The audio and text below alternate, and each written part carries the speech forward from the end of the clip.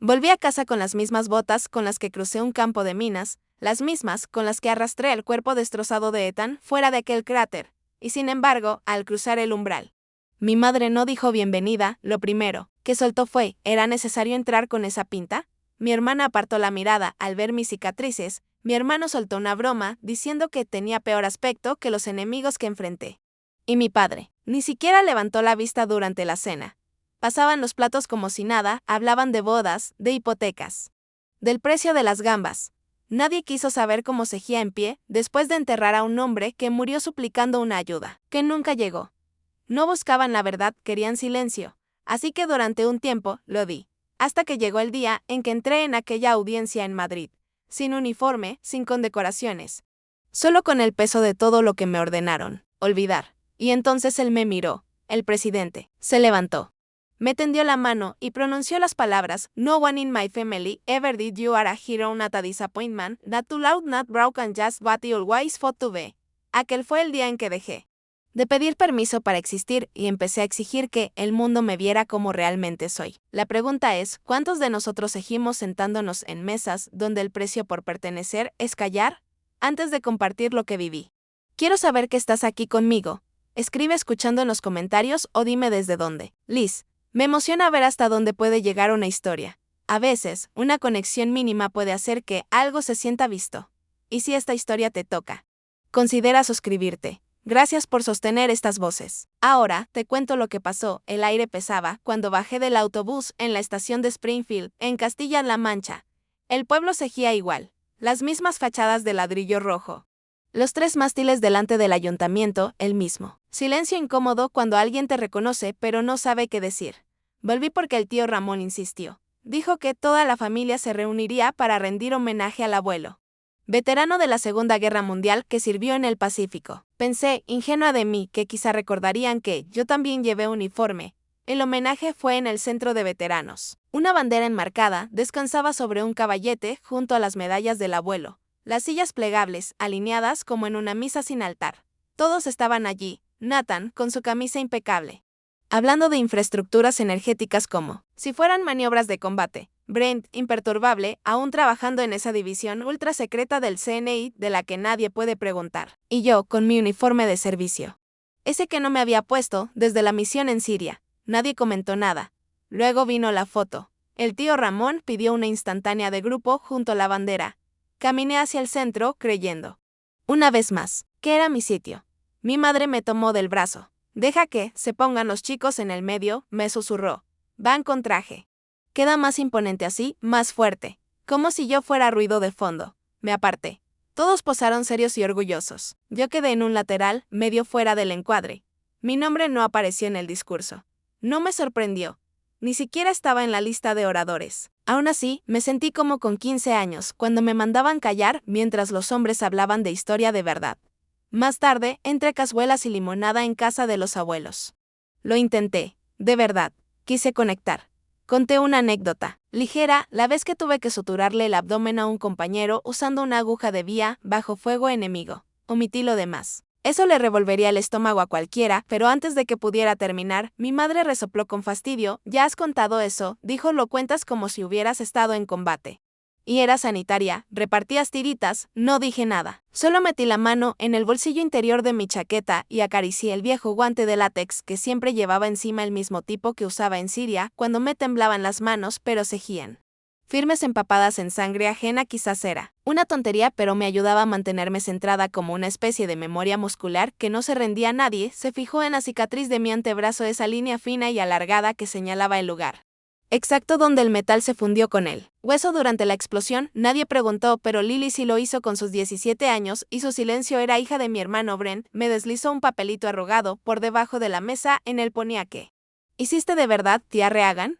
No, le respondí. Solo esbocé una sonrisa y cerré el papel en el puño. Aquella noche, ya en mi cuarto de la infancia, abrí el cajón del escritorio viejo y saqué la caja de madera que tenía cerrada desde el día que volví. Dentro estaban mis diarios, llenos de palabras que nunca había pronunciado. Pasé las hojas hasta encontrar una en blanco. La miré durante un buen rato y escribí. Antes pensaba que familia era donde uno volvía, pero quizá el frente Era más cálido, a que también. Una carta antigua, un reconocimiento del Ministerio de Defensa, nunca llegó firmado, fue anulado semanas, después de llegar la sostuve sobre la papelera, pero no la solté, el agua del baño de arriba, salía.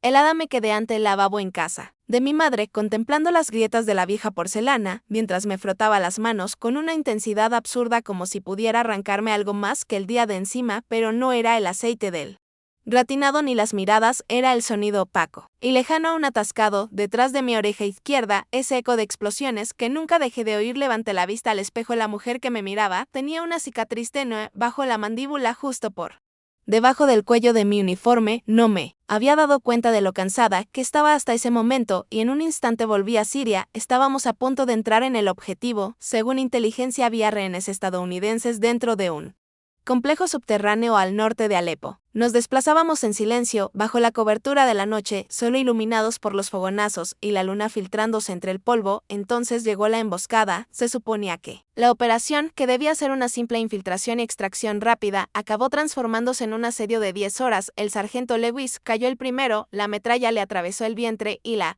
sangre le salía a borbotones. Solo gritó una vez y luego se ahogó en su propia sangre. Nadie pudo moverse, estábamos completamente atrapados por el tiroteo. Yo no esperé órdenes, le agarré del cinturón con una mano y con la otra al botiquín, lo arrastré hasta el trozo de muro caído más cercano. Estaba entrando en shock, su piel se puso pálida y sus ojos parecían de vidrio. No había margen para pensar. Me quité la chaqueta, la apreté contra la herida para contener la hemorragia, le corté el chaleco para exponer el daño, y con los guantes puestos metí los dedos para buscar la fuente de la sangre. Cogí un kit de sutura del bolsillo del pantalón, lo llevaba encima por costumbre más que por norma, y comencé a enhebrar mientras las balas pasaban rozando nuestras cabezas. 3 minutos, eso fue lo que necesité. Hice 4 puntos en cruz dentro de un agujero del tamaño del puño de un niño. Apreté fuerte, puse una gasa encima y le susurré: no vas a morir aquí. Durante las siguientes 8 horas, nos fuimos turnando para disparar, cubrirnos y arrastrar a los heridos hacia zonas más protegidas, sin radio, sin apoyo, solo calor, sangre y la certeza de que no íbamos a dejar a nadie atrás. Cuando por fin llegó la extracción, le sacaron en una camilla. Seguía con vida, ojos abiertos y la mano moviéndose. Apenas eso bastó. Al volver a base, me llamaron a una tienda de campaña para el informe. Un coronel al que apenas conocía me miró fijamente y dijo: esto es confidencial, ahora se ha registrado lo que hiciste, pero no saldrá de aquí. Asentí. Estaba demasiado agotada para protestar. Una semana después encontré sobre mi litera un sobre cerrado. Era un borrador de mención interna, sin firmar, del Grupo de Operaciones Conjuntas, un gesto silencioso. Pensé: algo auténtico. 2 semanas más tarde, llegó otra carta anulando lo anterior. No cumple los requisitos para reconocimiento público, y así sin más desapareció. Nunca se lo conté a mi familia. Aparte de mí, esperaba que algún día alguien preguntara, no por orgullo, sino para escuchar, pero nadie lo hizo. Al volver al pasillo de casa de mi madre, doblé la toalla, bajé las escaleras y la encontré viendo la tele en su sillón con los pies en esas zapatillas floreadas que nunca quiso tirar. Me miró y luego al cesto de la ropa que llevaba. ¿Todavía guardas ese uniforme?, me preguntó. La verdad, Reagan, ya está un poco pasado de moda. ¿Te hace parecer cansada? No respondí, solo fui al armario, abrí el baúl de madera de cedro que había en el fondo y coloqué el uniforme con cuidado junto a mis chapas aún arañadas desde que se engancharon en una reja metálica. Durante una extracción un borde estaba doblado, un recordatorio de lo cerca que estuve de no regresar. Cerré la tapa y me senté en el suelo junto al baúl durante mucho rato. A veces pienso que el silencio es el ruido más fuerte. Era un miércoles a finales de marzo cuando llegó el sobre. Acababa de entrar desde el jardín, donde estaba podando los setos para huir del bullicio de dentro. Mi madre hablando por teléfono, mis hermanos gritando por el resumen del partido, lo de siempre: ser invisible en tu propia casa. El sobre destacaba enseguida, grueso, con relieve, y el sello presidencial en azul y dorado. Al principio pensé que era una broma, pero ahí estaba mi nombre: Sargento Reagan. Ningún error, ningún rango, ninguna insignia, solo un reconocimiento honesto sin adornos. Dentro había una carta firmada por la Oficina de Presidencia, invitándome a una ceremonia oficial en el Pentágono para homenajear a veteranas distinguidas por su servicio. Durante un buen rato me quedé mirando la firma. Al final, tinta real, no una copia impresa. Por primera vez en casi 20 años. Alguien fuera de un expediente clasificado reconocía que lo que hice importó. Esa noche llevé la carta a la cena. Estábamos todos apretados alrededor de la mesa de mamá. Noche de lasaña, y Nathan no paraba de hablar sobre su próxima propuesta para un contrato de energía en defensa. Brent, como siempre, pegado al móvil, fingía oírle. Esperé a que la conversación bajara de ritmo y entonces coloqué con cuidado la carta sobre la mesa y dije, hoy me llegó algo por correo. Mamá ni levantó la vista. ¿Cupones? Murmuró sin gracia. Una invitación, respondí, empujando la carta para que vieran bien el sello presidencial. El mes que viene hay una ceremonia en el Pentágono para veteranas. Y me han elegido a mí. El silencio que siguió dolió más que cualquier explosión en zona de guerra. Mamá apenas giró la cabeza, con los labios apretados. Seguro que han mandado cientos de alguna campaña publicitaria. Nathan se reclinó en la silla. Miró a Brent y luego a mí, igual necesitaban cubrir cuotas, ya, sabes, marcar casillas. Se encogió de hombros. Sin ánimo de ofender, Reagan, pero tú no eres precisamente material de portada. Mantuve la calma. Esto no va de eso. Volvió el silencio. Más espeso aún, como si me hubiera atrevido a cometer el crimen social de ser reconocida. Entonces hice algo que no tenía previsto, tomé la carta, la rompí por la mitad, luego en 4. Vale, dije. Olvidadlo. Dejé el plato de lasaña humeante y subí a mi habitación.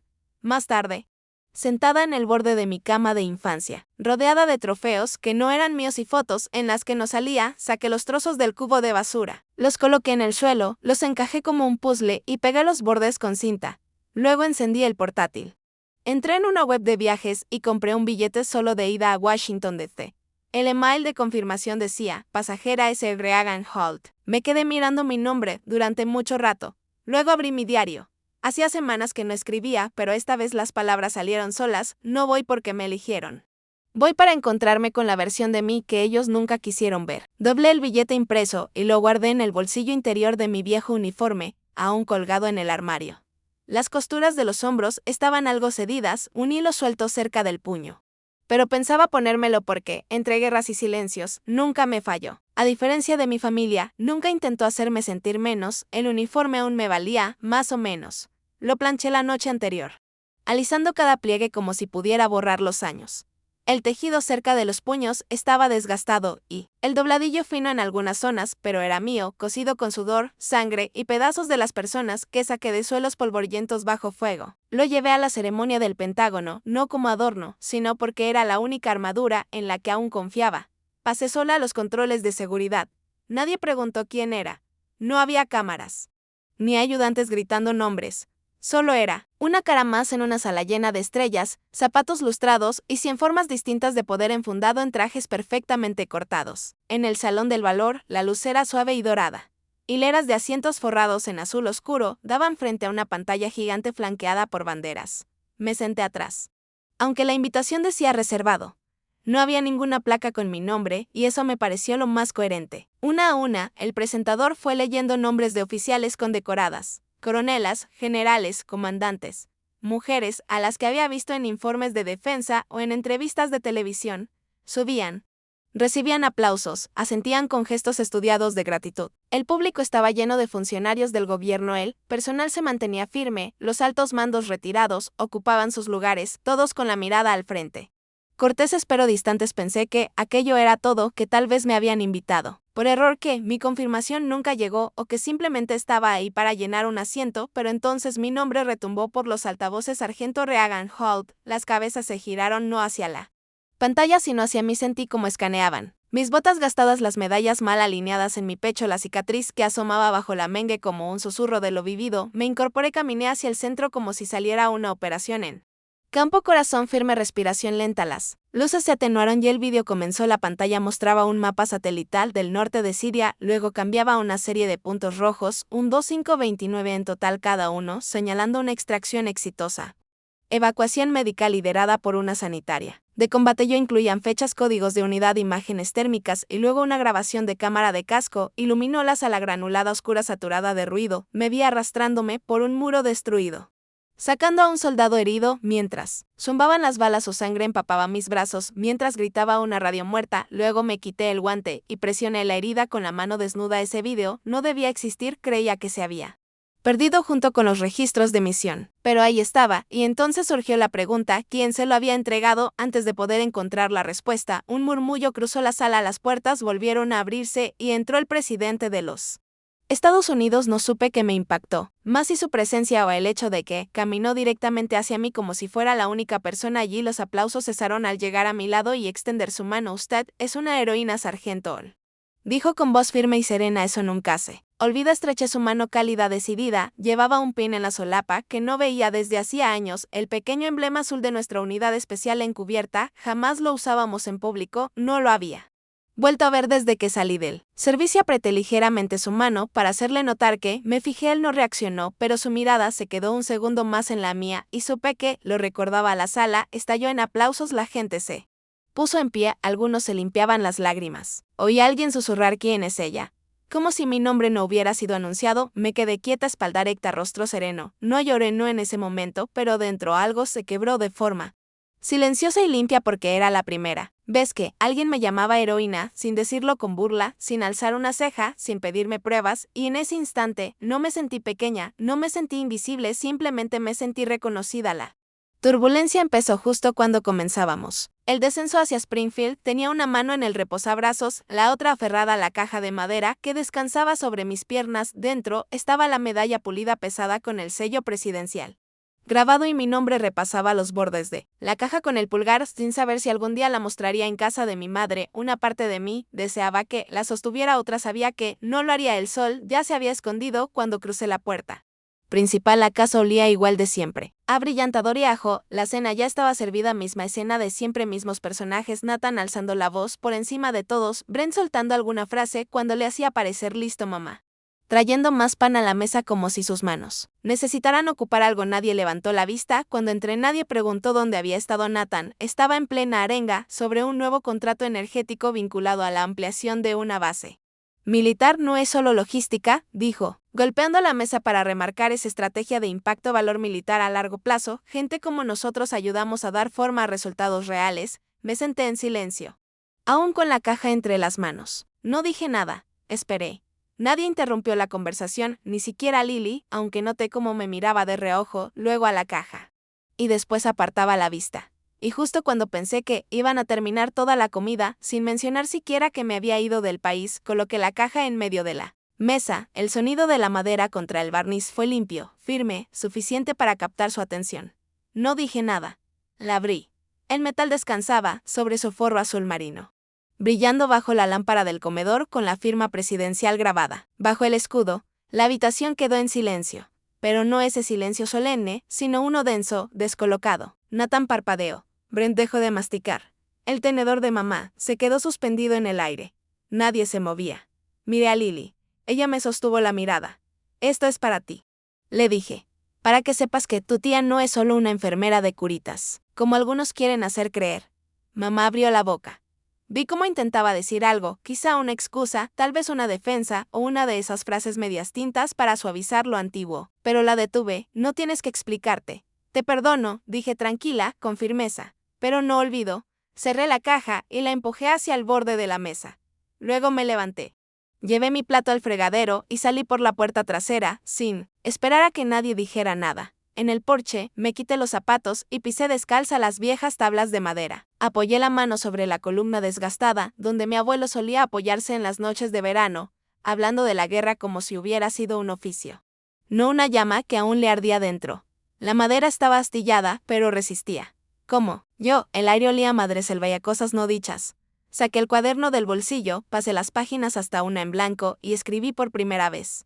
No necesito que me crean, pero sí quiero que vean. No solo a mí, sino a los que son como yo. Los que no dispararon para ser recordados. Los que se quedaron para contener la hemorragia.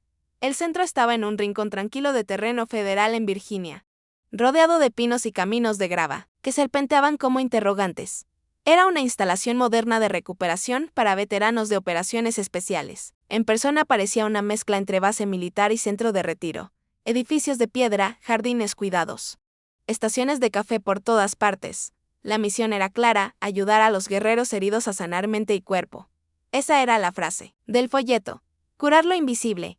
Por eso me llamaron, para asesorar, aportar esa perspectiva que solo alguien que ha pasado por ello puede dar. Después de la ceremonia en el Pentágono, tenía un nombre que empezaba a sonar. Las primeras semanas todo parecía en orden, gente amable, sonrisas por doquier, educación medida. Me presentaban como si llevara una medalla en el pecho.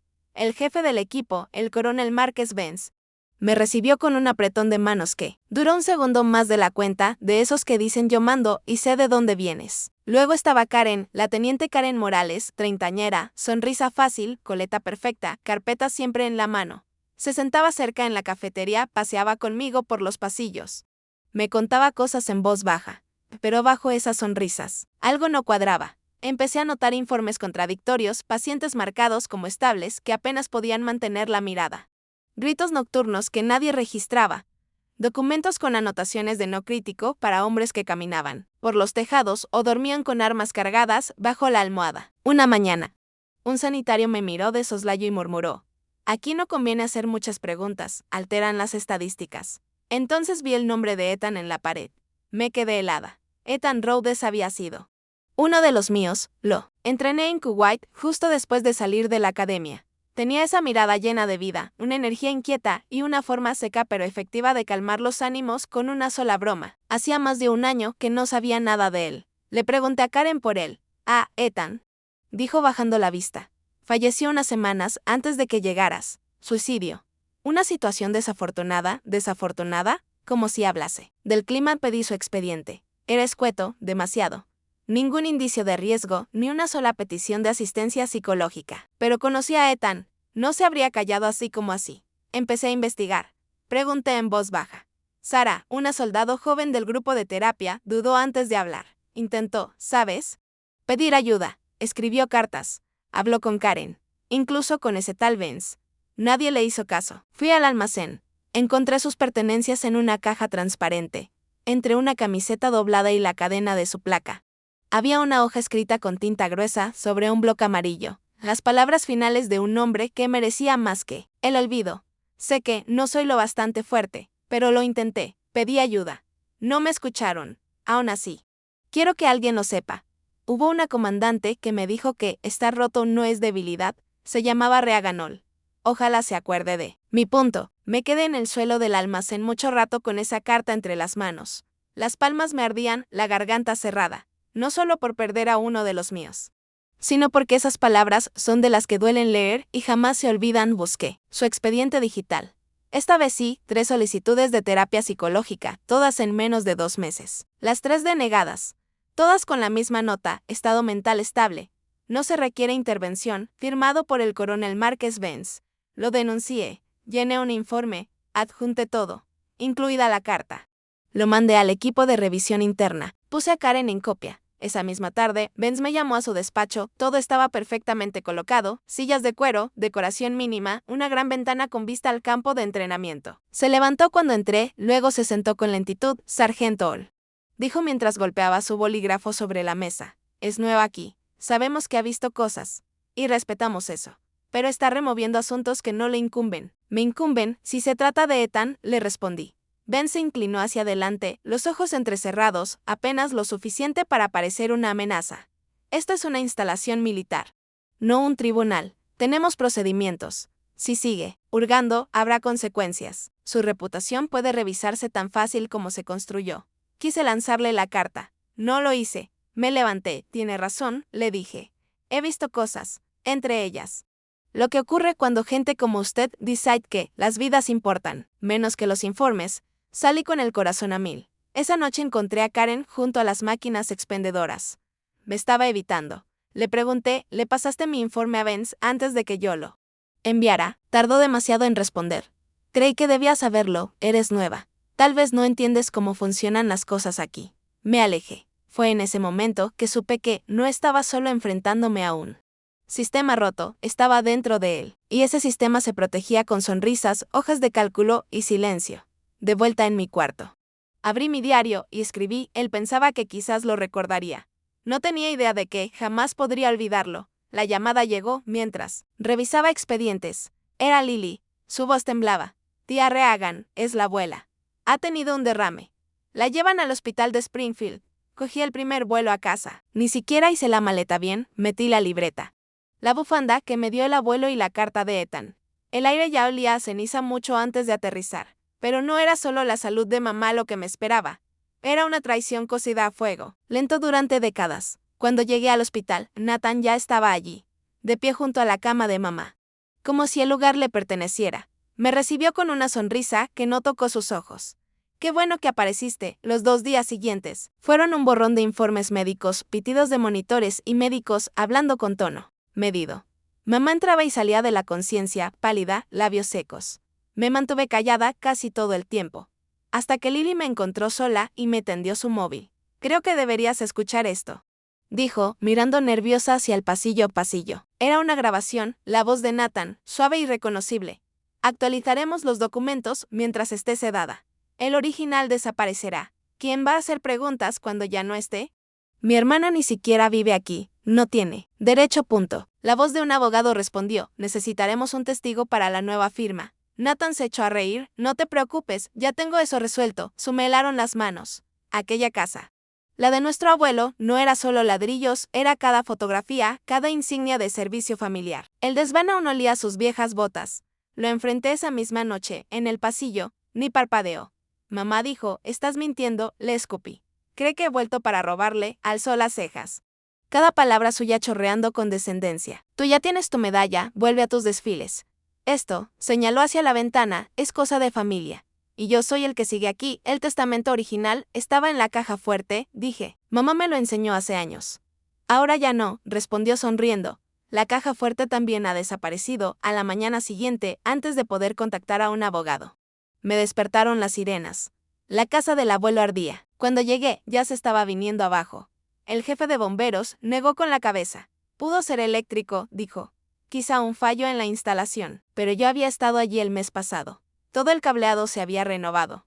Más tarde, un agente me habló en confianza, encontramos rastros de queroseno. Puede que haya sido provocado. Pero no hay testigos ni cámaras. Esa noche, Lily me susurró, le escuché, a tía Reagan. Por teléfono. Le dijo a alguien que todo quede limpio. No queremos líos. No teníamos pruebas. Solo cenizas y olor a gasolina. En el tren de regreso a Virginia, me senté sola, con lo único que no podían borrar, un pañuelo chamuscado con las iniciales del abuelo y la carta de Ethan, doblada tan firmemente que parecía parte de mi columna. En mi diario escribí, quemaron lo que se construyó antes de que yo naciera, silenciaron voces y reescribieron historias, pero no pueden quemar la verdad, y esta vez no me quedaré callada. Al volver a Virginia, mi corazón no latía. Igual, marchaba. Cada respiración era una promesa. No fui a casa, ni al centro. Fui directamente al piso de Clara Weston. Clara era ese tipo de periodista que los altos mandos militares temen. Incisiva, brillante y con ojos que lo escudriñaban todo. Abrió la puerta con vaqueros y camiseta. Me miró de arriba abajo y dijo, pensaba que eras de las que callan. Coloqué la carpeta sobre su mesa. Dentro, la carta de Ethan, los informes, manipulados de salud mental, el testimonio de Sarah, una lista de soldados marcados como estables pero claramente deteriorados. Y los nombres del personal que había presentado quejas y luego fue reubicado. Una guerra que nadie quería admitir. Clara no dijo nada durante un buen rato. Entonces acercó su portátil y murmuró, veamos a quién más han borrado. Durante las 3 semanas siguientes, trabajó como si le fuera la vida en ello. Localizó a 2 exsanitarios que denunciaron abusos y fueron degradados. Contactó con familias de fallecidos. Verificó cada documento. Hasta que el artículo salió. El Sentinel Nacional publicó un reportaje de portada, dentro del segundo frente, el verdadero coste del silencio militar. Mi nombre aparecía en el titular. Había una foto mía con el uniforme y una cita destacada. Me llamaron inestable. Pero lo único que hice fue escuchar. La reacción fue instantánea.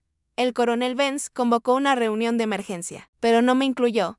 Esa misma tarde, fui suspendida. Me revocaron el acceso al edificio, cancelaron mis credenciales, y empezaron a aparecer fuentes anónimas susurrando a blogs militares que había exagerado mi historial. Ni siquiera estuvo allí. Decía un artículo. No hay registros oficiales. A Sarah la sacaron de sus sesiones y la interrogaron. Luego me escribió desde un móvil desechable. Me dijeron que, si no me retractaba, me echarían. Que nadie me creería, que arruinaría mi carrera. El golpe final llegó por mensaje, ¿quieres acabar como Ethan? Sin firma, sin número, solo una amenaza. Me quedé sentada con eso durante horas. Primero furia, luego miedo, después claridad. Y entonces sonó el teléfono. Una voz grave dijo, habla el director Lenstan, de la Unidad Especial Comisión de Supervisión. Hemos leído el artículo del Sentinel. Puede aportar testimonio y documentación formal para una revisión federal. Me quedé en la cocina con la carpeta en las manos.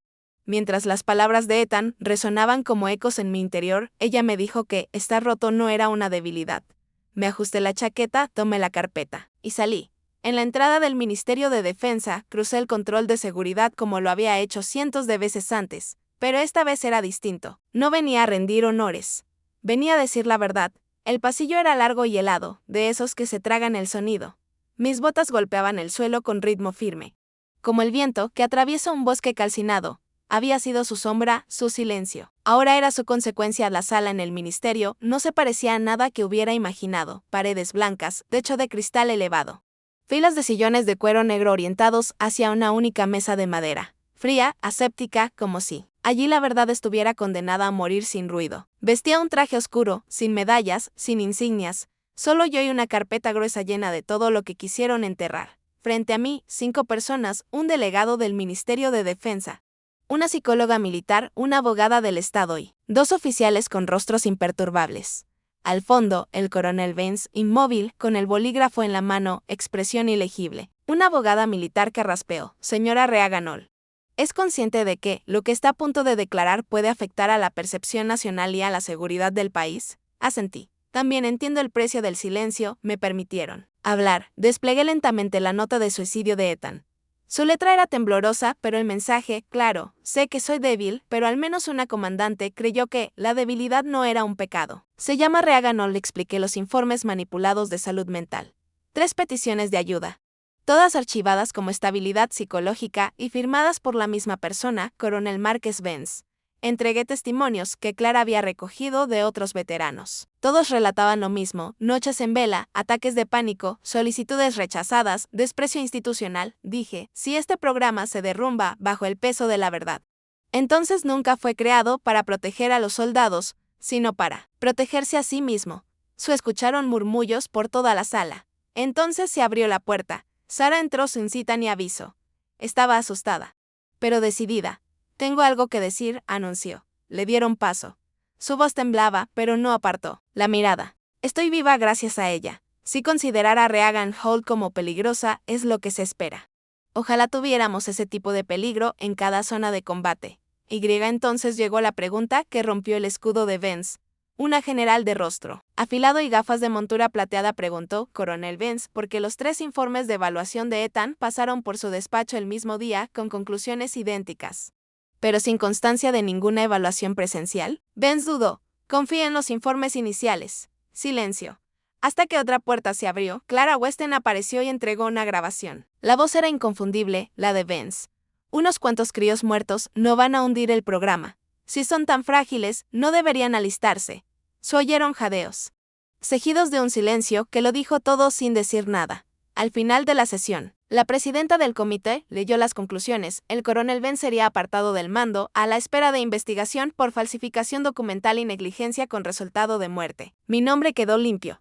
Mi historial militar, reivindicado. Se leyó una carta de la Casa Blanca.